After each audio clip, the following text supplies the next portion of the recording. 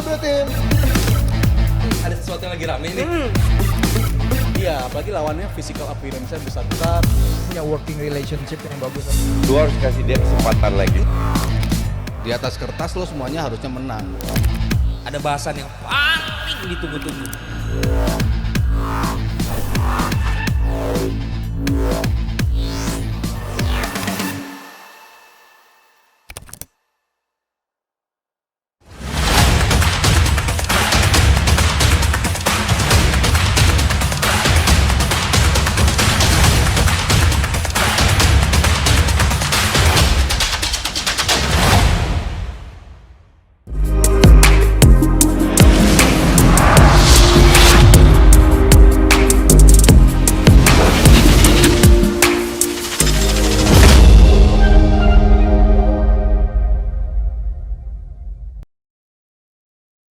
Jebret Tim, selamat datang di channel YouTube Super Soccer. Nah, gak kerasa hajatan bola Eropa sudah masuki 8 besar. Gak banyak kejutan di babak 16 besar, tapi bukan berarti perjalanan para tim unggulan mulus-mulus aja, karena ada yang super dramatis. Kita bakal bahas bersama Rizal, Mas Haryo, dan yang baru saja kemarin mendapatkan penghargaan Sportcaster terfavorit walaupun udah gak siaran, Pak CEO Radot Valen Simanjuntak.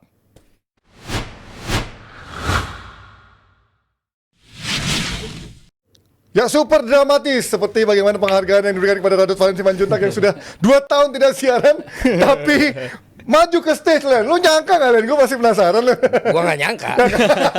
Kan malamnya lu ngomong sama gua. Gua gak Ya, nyangka. mungkin, Gua kan? gak nyangka, makanya pas Abdel juga ngomong, Cing Abdel. lu itu lu enggak. Gua bilang abis ini kan ada live. Oh. Nah, kan ada juga nominator di Iya, situ. iya, iya. Jadi mungkin pas tuh Iya. habis dia terima, dia langsung bertugas.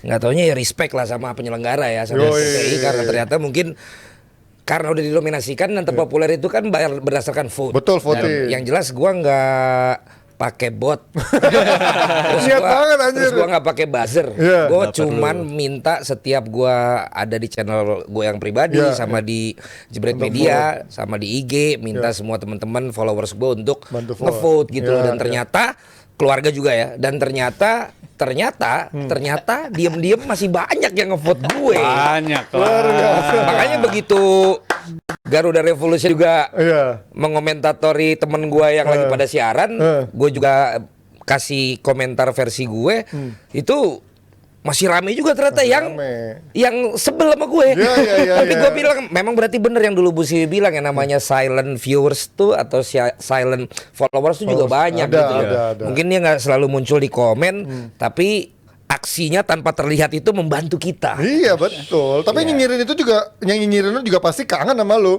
Karena mereka kangen nyinyirin lu pasti kan. Iya, Jadi yang mungkin. membuat selalu engagementnya pasti bereaksi setiap ada lu gitu kan. Iya, itu dia, makanya gue juga jadi gue pikir gini, gila temen-temen yang lain emang kayak mau bekerja keras nih ya.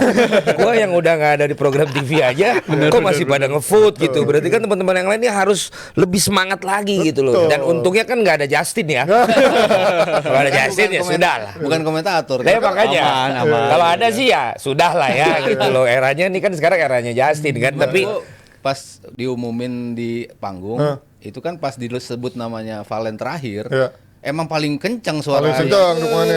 Iya, iya, iya. Bisa menang nih gue pikir, ternyata bener. ya jadi emang gak nyangka. Jadi Super Friends, Jebret Tim, thank you banget semuanya udah support. Dan akhirnya karena kitanya kan nggak nongol di official broadcaster Iya, iya, ya kan, iya, tapi kan teman-teman di sini pada nongol.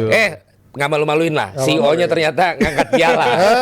Ya, dan yang paling berkesan juga Bu Dini ya kan. Iya, ada Waktu Bu itu kan Dini. dia nggak ngeh gue siapa. Iya, iya, Kemarin dia nyamperin terus bilang selamat ya. Baik Bu Dini. Iya. Jadi gue nambah kenalan lagi. Mungkin karena rambut lo Korea-Koreaan gitu. Iya, dia bilang. Ala-ala ini. Dari tadi saya nggak ngeh loh, rambut kamu berubah ya? Iya. Iya Bu, Pak Erik juga tadi bilang gitu. Iya, jadi kayak Korea gitu. Iya. Korea. Kakaknya Mas Aryo aja ngomong. Iya. Bu Dini, halo, saya Panji Suryono, Bu Dini. Iya, kan, lu kan udah dikenal. Iya, udah Lu kan udah ditanda tangan pas lagi mau ngajuin budget. Ya, benar. Panji Suryono kan harus ditanda tangan Bu Dini. Bagus, Makanya Bu waktu itu lo di approve minta naik kan, pasti kan pertimbangan dia. Jangan ngomongin di Iya kan? sini. Iya kan? Iya. Pantesan Valen sebelum datang kemarin tuh udah diiming-imingi itu apa? Apa Apa namanya? Adlibs apa built-in kan? built-in. Itu ternyata biar Valen datang. Iya. Caranya Valen harus datang. Iya, dan ternyata gue nggak dapet built-in. Kita emang praying biar lu Iya. datang karena lu menang ternyata penghargaan. Enggak, tapi kan waktu itu belum tahu hasilnya nih, ya kan? Ya, makanya Rizal gue juga bilang, Jal, lu jangan GR, sekarang jadwal lu banyak. Karena emang lu tuh, gue udah lihat paling kecil budget. Tapi yang penting, kalau dia butuh airtime. Iya, benar. Dan ternyata kan banyak dari Jebret Tim banyak yang ngomong di kolom komennya mereka kan. Iya. Apa Mr. Urgency, Mr. Iya, Urgency. Gitu. Karena kan dia bisa dibilang ya panit termuda sekarang kan. Jadi orang wah kaget nih baru lulus kuliah udah muncul di Euro. Gila, luar biasa banget. Tepuk tangan dulu buat Super. Rizal dan juga Bung Valen ya. Dan buat kalian yang bingung nih mau nobar Euro bareng teman, gak usah khawatir karena Super Soccer bikin nobar di 100 lokasi yang tersebar di Indonesia. Lo bisa cek schedule nobar Euro bareng Super Soccer paling lengkap di www.superlife.id. Plus gue saranin lo buat follow Instagram account @mysupersoccer buat dapetin info terupdate dan terkini seputar sepak bola Euro 2024 sampai program seru lainnya yang pastinya bakal seru. Ini rasanya super.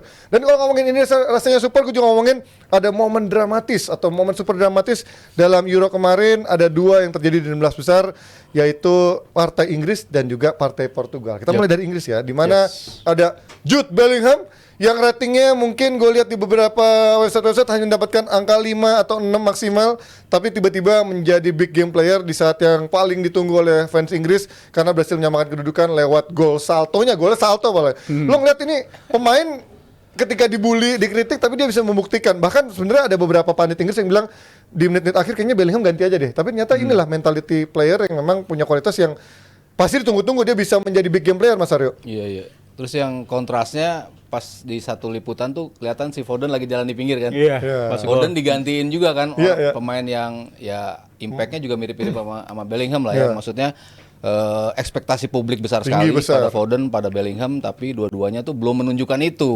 Bellingham di pertandingan pertama mungkin pas golnya doang gitu kan. Tapi habis itu sepanjang turnamen bisa dibilang adem ayem lah. Ya kontribusi dia yang berupa gol itu tidak muncul gitu. Cuman kan involvement di game-nya ya masih standarnya Bellingham lah. Dia ikut buka serangan, dia ikut initiate serangan, dia ikut berada di setiap sepertiga lapangan, dia selalu ada di situ. Artinya dia tetap memainkan perannya, tapi memang tidak muncul gol gitu. Kok dilalah munculnya di menit-menit yang betul-betul dramatis kan? Kita bicara 1 atau detik lah, hitungan detik mereka udah hampir tersisih. 90+5 ya. 90+5, sementara tambahannya 6 menit.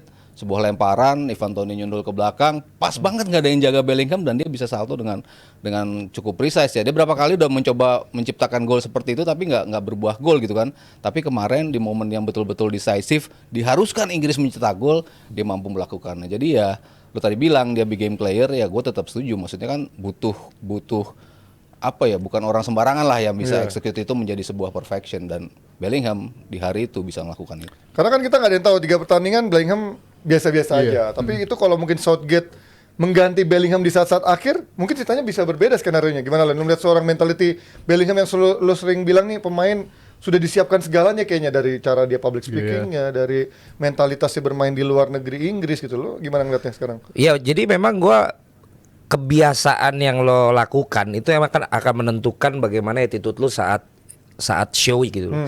Jadi kalau bicara tentang Bellingham yang beberapa pertandingan di luar dia cetak gol waktu pertama tapi kemudian sepertinya tidak dimaksimalkan sama Southgate atau sama teman-temannya, gue melihat bahwa gue mengingat waktu dia dramatis menghadapi City. Dia nangis kan ke Toni Kroos. Toni Kroos kayak, lo kalau di Madrid biasa aja kayak begini gitu. Kemudian waktu di semifinal Munchen yang akhirnya Joselu sama ini gol juga, dia kan nangis lagi karena kayak gue 2 kali berturut-turut kok bisa lolos dramatis kayak begini gitu loh. Final akhirnya kan malah enggak ya, karena mereka emang golin di di permainan yang memang berjalan. Nah, gue di live reaction waktu di Inggris, gue udah bilang juga mungkin Bellingham nih di sini nggak terlalu kelihatan, tapi bagaimana dia, ada juga memes ya kan, dia sepanjang pertandingan 4 kali nyuruh penontonnya famos, tapi akhirnya nggak ngapa-ngapain sampai akhirnya terjadi gol itu. Tapi bagi gue itu part of the game yang menunjukkan mentalitas dia. Mungkin secara permainan lagi-lagi belum nyetel, tapi secara tadi kebiasaan pengalaman dia bahwa ini kayak final di seperti pertandingan menentukan bersama dengan Madrid, bahwa sampai menit berapapun ini masih ada kesempatan gitu. Dan itu dia lakukan. paling tidak memberikan semangat dulu untuk penonton, membangkitkan semangat ke para pemain. Dan akhirnya pada saat last minute ya, kita nggak pernah tahu dia bukan spesialis akrobatik padahal tapi kita ingat bahwa gol pertama dia heading. Kemarin dia melakukan tendangan sepeda kebalik ke Marco Simic waktu di GBK waktu Persija melawan Bali United. Betul, Piala Presiden. Dan ini kan dari tadi gue bilang, ini karena kebiasaan yang dia lakukan, dia dapatkan juga pengalaman bersama dengan Madrid, dia tularkan melalui semangat tadi kepada penonton juga kepada pemainnya, dan terakhir dibungkus dengan skill yang lagi-lagi menambah lagi apa yang gue sampaikan sebelumnya.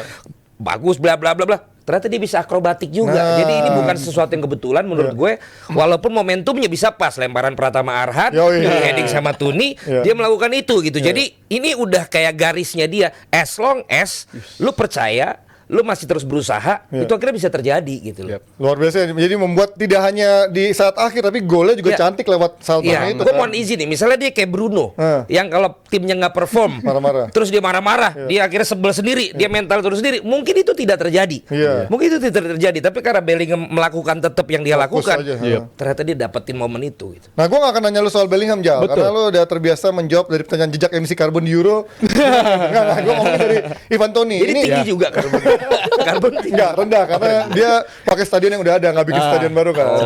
Tapi kita ngomongin soal Ivan Toney. Ini Southgate bertaruh dengan pemain yang suka bertaruh juga gitu kan. Ya kan akhirnya di ban cukup berapa bulan, tapi ternyata bisa menghasilkan sesuatu. Ini lo bisa melihat ada sesuatu nggak dari Ivan Toney yang bisa ditawarkan kepada skuad Inggris sekarang gitu? Banget. Inggris kan di babak fase grup, khususnya di 3 pertandingan itu kan banyak banget ngirim crossing ke kotak penalti, kirim bola asal ke kotak penalti, tapi Kane kelihatannya nggak terlalu bisa manfaatin hal itu kan, karena dia keluar sih, sering terlalu dalam ke area pertahanan dia sendiri. Dan gua rasa ketika hadirnya Toney itu kan ngubah jalannya pertandingan banget, bukan cuma ketika golnya Bellingham, golnya Harry Kane sekalipun itu kan juga berasal dari dia juga, sundulannya pantulin dari dia segala macam. Dan gua ngelihat kalau emang Inggris butuh situasi ngirim bola. Bellingham tuh dari Gehi, cuman dia decoy, narik pemain yang di depannya Bellingham tuh. Bellinghamnya jadi free. Kalau yang gol kedua dari Harry Kane itu dari si Tony-nya, dan berawal dari flick. Jadi gue ngeliat kombinasi dia di kotak penalti, dia emang lebih lebih natural aja gitu. Gue ngeliatnya dia main kalau bola-bolanya dikirim kayak gitu, karena di Brentford pun kalau kita lihat juga mainnya kebanyakan kan kayak gitu. Dia bukan pemain yang ngandelin speed, dia bukan pemain yang ngandelin taktikal kombinasi 1-2 segala macam. Dia bukan pemain yang bergantung sama temen-temennya. Iya, dia ngarep bola kirim ke gue pantul-pantulin. Itu kan berguna juga striker kayak gitu. Walaupun dia bukan striker paling tajam juga ya, tapi at least pantul-pantulan bola kayak gitu ini ngubah jalannya pertandingan. Gue pernah bilang kan, gue malah kalau emang super sub mendingan Tony daripada Watkins. Iya, gue udah pernah bilang tuh. Karena nawarin variasi yang berbeda. Variasi berbeda, tipikal main juga. Kalau Watkins lebih bola daerah, dia mintanya bola daerah lari, segala macam. Kalau dia bola kasih kepala, dia bisa dia pantul-pantulin. Dan gak heran kemarin ketika momen Inggris sudah akhirnya unggul 2-1, akhirnya Bellingham kan diganti dan ninggalin si Tony dong di depan, dan itu jauh lebih nyaman. Bola kirim aja ke Tony setengah lapangan, dia menang duel segala macam. Dan nggak cuma duel, yang gue paling suka dari dia lah nembokin pemain back-backnya juga, nembokin dalam artian ditahan bolanya, dan itu dia nyaman banget dan kelihatan natural. Tapi kalau untuk kombinasi dia kayak emang cocoknya sebagai super sub aja bang, nggak sebagai pemain. Kayak Weghorst di Belanda kali ya. Iya. Kayak ngingetin kita kalau Inggris dulu Emil Heskey kan. Atau Peter Crouch. Kalau Crouch agak beda karena kan body balance-nya nggak bagus kan, dia nggak bisa. Dulu bisa salto mas dia. Akrobatik bener. Terus bisa salto tuh gimana? Bisa dance tengkorak juga kan. Iya. Cuman kalau si Tony ya seperti Heskey ya itu bisa memantul bola kan. Flick-flicknya ketika corner atau tendangan bebas itu kan diperlukan sosok yang tinggi, tapi lo nggak bisa meneruskan bola itu langsung ke gawang, tapi lo cari temen lo yang posisinya lebih enak gitu. Nah itu kan yang bisa dikontribusikan sama Tony. Jadi kalau gua ngelihat komposisi ya bisa aja Southgate membuat something yang radikal gitu, mainin Tony sama si Kane. Tapi gelandangnya 4 gitu kan, jadi 4-4-2, tapi si itunya Diamond ya, si di belakangnya tetap si Bellingham sama Rice berdua tuh ya. Rice di belakang sama main tetap bisa, ya Saka bisa jadi winger, ya tergantung kayak gimana posisinya kan. Kalau mereka nggak pakai Wayne Rooney pun wingbacknya kan bisa bantuin untuk ke depan. Ya bisa jadi untuk pemain yang pemantul seperti Tony layak kalau dia mau mencoba something yang radikal di komposisi selanjutnya, ya bisa aja Tony masuk sebagai starter. Ya, tapi nggak cuma Inggris yang juga punya momen super dramatis, ada juga Portugal. Ini yang di akhir-akhir sebenarnya kelihatan ada plot twistnya yang bisa membuat Portugal kalah lewat striker incaran Arsenal. Untung aja Arsenal nggak jadi beli kan. Sesko mungkin kepalanya kena cat jadi agak mulai rusak gitu. Cuman gue nggak ngerti kemarin tiba-tiba Diogo Costa bisa membalikan plot twist atau prediksi orang ketika penalti ini kayaknya Oblak akan lebih unggul daripada Diego Costa. Tapi kita sebelum ngomong Diego Costanya ngomongin soal tangisan Ronaldo. Karena tadi udah ngomong Bellingham nangis, ada juga Mardel nangis, sekarang ada Ronaldo nangis juga ya. Emang benar berarti visioner Mardel. Ronaldo juga nangis. Padahal dia memulai trennya duluan, Len. Sebelum Bellingham dan Ronaldo dia nangis duluan dia, malah dia menginspirasi. Dia sekarang berangkat ke Berlin lagi. Nangis dia di final masih. Gara-gara Ronaldo nangis di Piala Dunia kayaknya. Tren ngikutin itu. Ada tren jadinya. Dia ntar kayak juga momen pertama nangis di sana katanya mau jemput Justin. Itu dia nangis pertamanya.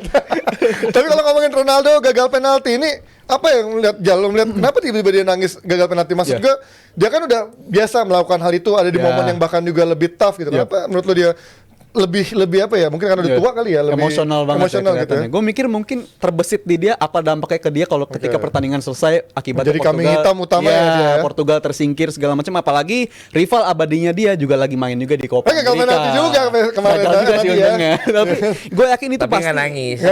Karena lolos juga bang. Gue yakin itu berpengaruh lah di pemain macam Ronaldo, karena dalam beberapa tahun terakhir kita ngeliat emang reaksi media aja kan beda banget kan antara Ronaldo gagal penalti sama Messi gagal penalti itu gue ngeliat udah beda banget. Dan gue yakin dia emosional banget, juga pasti kepikiran banyak banget momen-momen kekalahan Portugal dalam beberapa tahun terakhir itu tersorotnya pasti ke dia doang. Walaupun yang main jelek kerap kali bukan cuma dia doang, beberapa kali pemain-pemain lain pun juga mainnya underperform, tapi ini selalu disorot ke dia segala macam. Dan gue rasa dia juga emosionalnya jadi tergerus banget karena dia gue ngeliat berusaha terlalu keras gitu, gue lihat terlalu ekstra, trying so hard, trying so hard bang, terlalu berusaha. Diogo Costa ini bukan Diego Costa yang mukanya tua ya. Ini striker kalau ini. Iya. Trying so hard ya. Iya, dia terlalu ada lagunya tuh, try so hard. Ada ya. Tapi nadanya sampai mikir. Lagu lagu bilang siapa yang nyanyi baru gue. Udah masuk perempat final, soalnya udah habis soalnya. Tapi other than that, dia lebih dari mentalitasnya. Aku cumi jempol lah. Karena momen kan sekarang ada ini kan bang, data-data by heart rate, detak jantung. Momen paling detak jantung dia paling rendah. Pas mau nendang penalti pertama. Padahal dia tahu Oblak yang nepis dia di babak waktu extra time, tapi dia berhadapan di penalti. Merendahkan detak jantungnya. Itu titik terendah. Fokus calm banget iya, titik terendah detak jantung dia itu momen tendangan pertama, dan itu tendangan menurut gue sangat menentukan. Tapi di situ yang gue malah tadinya gue sempat mikir, gue bukan dokter sih, tapi gue mikir apa itu maksudnya lost pointnya malah. Jadi dia kayak udah lemes banget. Udah pasrah udah. Jadi malah udah bukan adrenalin tapi kayak ya udahlah. Kalau enggak udah lewat ke atas sudah turun lagi di bawah. Iya makanya gue mikir justru itu sebenarnya kayaknya paling rendahnya dia yang udah mau darah rendah. Bukan karena mental. Bukan karena mental menurut gue. Habis badai besar gitu. Jadi kayak udah ya udahlah. Udah lepas deh, udah melayang. Soalnya habis itu kan dia malah naik mulu. Iya baru. Jadi mentalitas gue sih masih mentalitas sih bang kalau itu bang. Itu mungkin kalau tes kebohongan udah bisa tuh lewat tuh. Karena dia udah menurunkan detak jantungnya tanpa kelihatan bohong. Tapi kalau nanti ya Ronaldo ya. Penaltinya harus diakuin bukan penalti jelek, tapi Oblaknya yang keren sih. Itu kan maksudnya bukan penalti yang easy to save. Maksudnya dalam jarak yang cuma setengah meter gitu kan banyak yang bad penalti yang seperti itu gitu. Tapi kan dia cukup di pojok tapi terbaca oleh lompatan si apa namanya Oblak. Jadi dan keras juga dan butuh timing yang tepat lah untuk bisa ngehalau penalti itu. Jadi gue ngeliat juga kebagusan dari Oblak juga yang bisa melakukan itu. Yang nangis tadi ya gue setuju sama Rizal. Kayak pasti dia mikir, anjir ini the moment terakhir gue di timnas, gue jadi biang tadi kekalahan tim gue gitu. Itu bakal digorengnya kayak apa tuh ya kalau bener itu kalah tuh, apalagi sama hatersnya gitu kan. Ya kan? Padahal kalau misalnya si Messi tadi kalah gitu kan, dia Panenka, ngapain sih lu Panenka, pasti kan digituin juga harusnya kan. Maksudnya kalau ini kan ditepis, beda sama dia Panenka lagi ya. Dia Panenka kena Mister atas gitu kan. Mungkin bedanya itu ya. Cuman ya gue ngelihat ya Ronaldo trying so hard dan dia kelihatan banget beberapa keputusan untuk mengambil itu udah nggak precise lagi.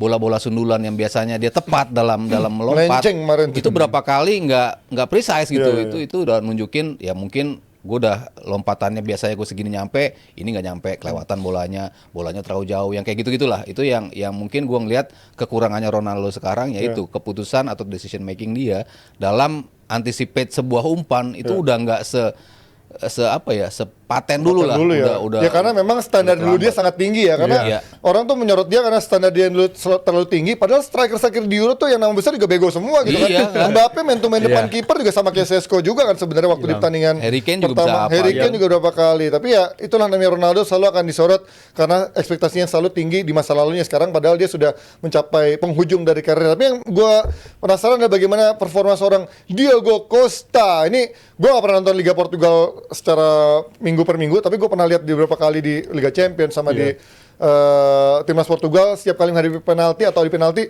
nggak begitu meyakinkan gitu. Dan kemarin gue juga memprediksi ini kayaknya akan menjadi malamnya Oblak. Tapi ternyata gila, 3 penendang pertama tapi semua aja. Lo melihat Diogo Costa gimana kemarin? Ya ini menurut gue aneh juga sih. Jujur aneh gue ngeliat penampilan Diogo Costa kemarin karena mecahin rekor juga kan. Bukan cuma clean sheet di 120 menit. Sampai babak adu penalti itu belum ada sebenarnya kiper bisa nepis semuanya di babak adu penalti juga. Dan kalau dipikir-pikir emang kemarin lagi harinya dia banget juga. Gua sambil gue lihat data-data ngomong, gue harus pakai data nih. Di ajang Piala Eropa ya Bang, di Piala Eropa. Data wus gue ya. HP sama tas gue ketinggalan. Lagi mantau ternyata. Enggak, ini data-data Ronaldo nih. Gue mau kasih komen. Bisa handphone Serius. Kepikiran, pasti kepikiran Kita harus profesional. Saya tetap cari data Ronaldo. Kepikiran itu pasti. Tapi Diogo Costa emang kurang meyakinkan karena beberapa kali kalau di Liga Champions gue nyambung juga karena ketemunya sering sama Liverpool, Porto itu, dan gue ngeliat performa dia itu emang biasa aja kalau di klub. Dan juga di Piala Dunia Qatar kan juga ada momen yang digelindingin bola padahal masih ada pemain tuh di belakang dia. Dia awareness-nya juga masih kurang. Tapi kalau untuk harapan gue sih emang di hajatan bola Eropa kali ini emang momennya dia karena Portugal kan dalam beberapa tahun terakhir ada pergantian kiper juga setelah sebelumnya Rui Patricio berapa tahun dia terus, dan sekarang momennya lagi si Diogo Costa. Bisa aja justru ke depannya versi yang dari Diogo Costa yang bakal kita lihat versi kayak pas lawan si Slovenia kemarin untuk kedepannya malah jadi bagus. Tapi kalau untuk meyakinkan udah apa belum, gue sih masih belum meyakinkan. Walaupun sempat diincar sama MU ya sebelum datengin Onana kan incarnya dia dulu. Tapi kalau untuk meyakinkan bagi gue belum sih Mas si Diogo Costa ini. Ya gue tadi sebelum ke Costa ini ya dengan kalau Emi kan kita udah nyangka ya. Kan kalau ini kan emang kok bisa. Sementara kalau lo sebagai bukan pengamat bola dari sisi taktikal, oke udah dipatahin sama Ronaldo. Terus yang kipernya adalah si Oblak. Wah, waktunya main Austria nih. Apa lawannya? Bener ya? Bukan dong, Austria. Slovenia. Wah, waktunya milih Slovenia. Gitu kan, tapi disitulah jebakannya. Ya kan selalu begitu kadang-kadang di luar nalar gitu. Akhirnya malah 3 save duluan. Tapi tadi gua sesuai dengan super dramatis ada 3 hal dari Ronaldo. Makanya tadi gua nyiapin. Benar untuk menjadikan super dramatis. Ya, yang pertama bahwa ternyata kita nggak bisa bohong, Liga Arab itu jauh di bawah Liga Eropa. Kualitasnya. Apa yang disampaikan oleh Mas Haryo tadi itu adalah bukti bahwa lu kalau biasa lu memang ngambil timing loncat-loncat sama orang-orang di Liga Eropa, sama nge-shoot dalam kotak penalti Liga Eropa, itu beda dengan waktu lu main di Liga Arab. Walaupun mungkin kakinya ada 3 atau 4 atau 5, maksudnya panjang-panjang mereka, tapi bantet-bantet biasanya kaki ketiga. Tapi ternyata mungkin tetap beda, Ji, dengan ketika lo biasa berduel-duel dengan pemain-pemain di Liga Eropa. Sehingga akhirnya tadi timingnya udah nggak pas lagi, udah nggak precise lagi. Menurut gua karena itu, lagi-lagi kan lu berada di lingkungan yang mana, lu biasa berkompetisi di mana itu akan menentukan. Terus yang kedua, trying to hard tadi, menurut gua dia harus tahu diri, Ji. Karena ada tendangan yang dari kiri, dia syuting, dia kan bukan penendang yang melengkung. Dia kan tendangnya yang gini belok di tengah kan. Kenapa gitu dikritik sama komentator ya? Dia bilang emang bener-bener kok lu ngambil keputusan yang kayak itu bukan yang nggak mungkin. Tapi sebelum ini dia sering mencetak gol nakal dari situ juga. Dulu Mas. Di Madrid. Zaman di Madrid, zaman di Juve udah berapa kali nampak dari situ. Tapi kan dia udah berapa? Nonton Juve aja bilang kan itu udah berapa? Di Juve aja udah terakhir baru sekali setelah sekian lama tendangan. Dan dia udah bukan orang yang sama gitu loh. Tapi dia coba ambil semua, dan gua ngelihat yang ketiga ini dia tidak punya yang gue bilang waktu itu legowonya nggak ada. Karena di saat dia harus nendang, di saat dia harus main, nggak ada yang berani nolak. Sama kayak gue misalnya main di Jebret Media. Selama gue bilang gue nggak minta diganti sendiri, gue nggak ngasih orang buat nendang, gue nggak bikin orang untuk main, nggak akan ada yang ganti. Iya benar. Iya kan? Di situ harusnya Ronaldo tahu diri kapan dikasih ke Bruno kayak kemana. Dan paling penting adalah walaupun akhirnya menang ya, dia harus tahu diri bahwa Martinez lu ganti gue deh. Kayaknya lebih jalan kalau si ini deh. Gue emang apek banget nih hari ini. Ini kan nggak ada. Dia mainin terus sampai akhirnya momen menangis itu. Kalau tidak ada Costa, ya sudah selesai tuh. Karir dia akan kayak gimana gitu. Tapi mungkin ya itu di other hand mungkin ini malah momen bisa sampai final kali gara-gara ada momen itu ya. Tapi ini semua harus balik ke dianya. Nggak bisa Martinez ya, nggak bisa PP sekalipun. Harus dia tahu diri. baru dia bisa diganti, baru dia bisa ini. Tapi kita lihat nanti. Yes. Dan itu sisi PR itu akan lebih gila. Kenapa tuh? Dia bisa minta ganti Ronaldo, terus Portugal menang. Itu udah pasti lebih dari Messi itu udah. Memberikan Tapi jalan kan Ronaldo untuk kan tipe pemain yang never give up. Itu dia, Pokoknya kan karakter. gitu. Ya. Pokoknya kalau nggak habis ya gue tetap akan Itu dia. ngotot gitu. Ya. Nah, Tapi masalahnya never give up sama nggak tahu diri tuh.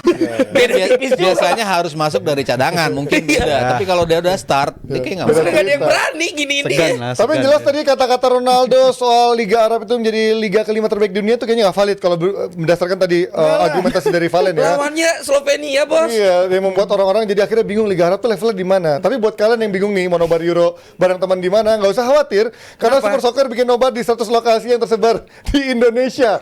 Lo bisa cek schedule nobar Euro bareng Super Soccer paling lengkap di websitenya www.superlife.id. Plus gue saranin lo buat follow Instagram akunnya @mysupersoccer buat dapetin info terupdate dan terkini seputar sepak bola Euro 2024 dan program-program seru lainnya yang pastinya bakal seru. Ini rasanya super. Oke, abis ini kita lanjut lagi membahas di bahasan-bahasan yang kalah serunya terkait super player di YouTube-nya Jebret Media TV.